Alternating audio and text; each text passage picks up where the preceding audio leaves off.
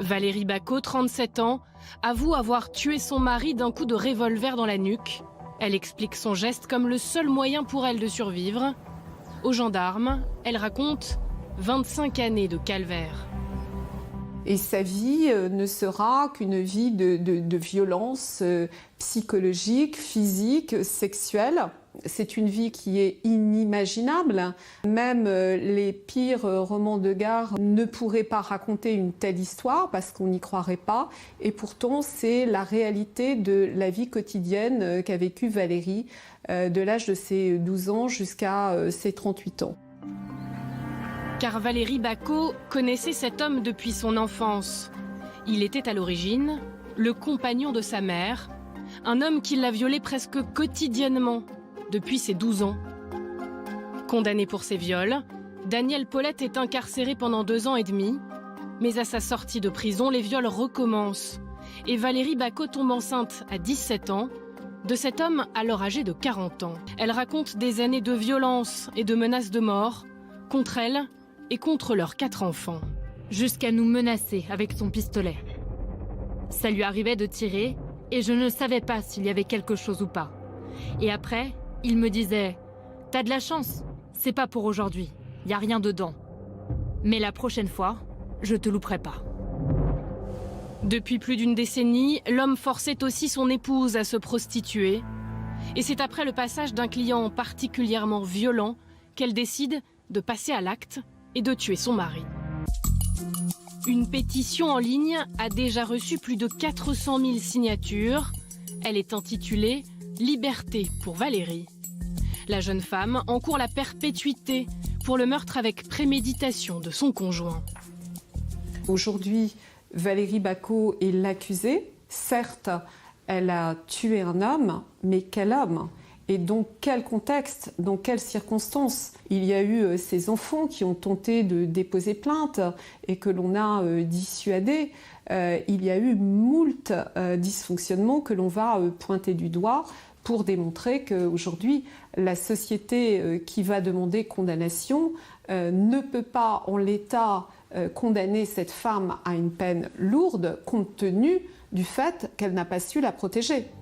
Son procès aux assises s'ouvrira le 21 juin à Chalon-sur-Saône. Elle s'y prépare depuis un monastère de la région où elle est hébergée depuis plusieurs mois.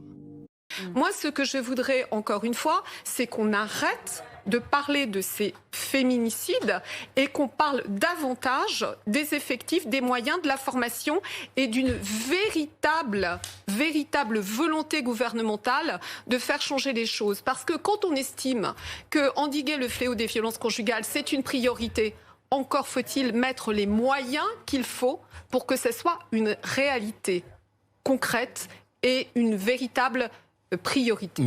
On peut tout de même s'étonner de l'absence de dialogue, visiblement, entre la police et la justice. Ou est-ce que finalement, c'est ce qui arrive souvent? Le plus fréquemment.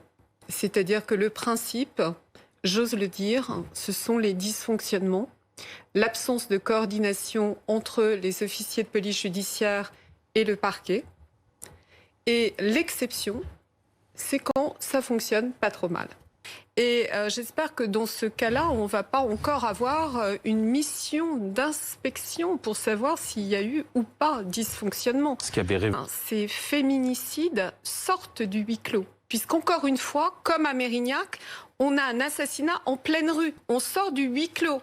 On est en pleine rue. C'est-à-dire que les hommes violents, aujourd'hui, ils n'ont plus peur de rien. Ils n'ont plus peur de rien, pourquoi? Ils ont aussi plus peur de rien parce que les sanctions pour ces hommes-là, pour ces hommes qui tuent leurs femmes, elles ne sont pas à la hauteur de ce crime. Qu'est-ce qu'ils risquent aujourd'hui? En moyenne, 10, 15 ans. Au bout de 5, 7 ans, ils demandent une remise en liberté. Et ils l'obtiennent le plus souvent. Et à côté de ça, vous avez une petite fille de 3 ans et demi, 4 ans, qui est la fille de la victime. Et les 3 enfants également de Chaynez. Et toute la famille condamnée à perpétuité. Donc oui, il y a un gros problème de sanctions et aussi de coordination entre les différents intervenants. Parce que aujourd'hui, j'ai écouté donc monsieur le procureur qui a indiqué que apparemment la victime avait déposé plainte en 2021. Moi, j'ai eu connaissance qu'elle avait déposé plainte avant l'incarcération de son conjoint. Il n'a pas été très précis, monsieur le procureur, mais un casier lourd en termes de violence. Il y a eu des violences en réunion, il y a eu des violences avec armes, donc aussi un profil criminologique dangereux. Et de surcroît, la victime avait déposé non seulement une plainte, mais également une main courante. Oui, apparemment. Donc, vous voyez bien qu'elle a alerté cette pauvre femme, les services de police, bien avant le drame. Donc, même si elle avait donné son accord pour l'assignation à résidence avec bracelet électronique, on sait très bien que ce type de victime est sous emprise. Vous savez, j'ai ça dans tous mes dossiers. Ce sont des hommes exceptionnels, des pères de famille exceptionnels. En réalité, cette femme n'avait d'autre choix que d'accepter ce que lui demandait son conjoint violent. Et d'ailleurs, elle a déposé plainte pour menace. Plus de moyens, plus d'effectifs.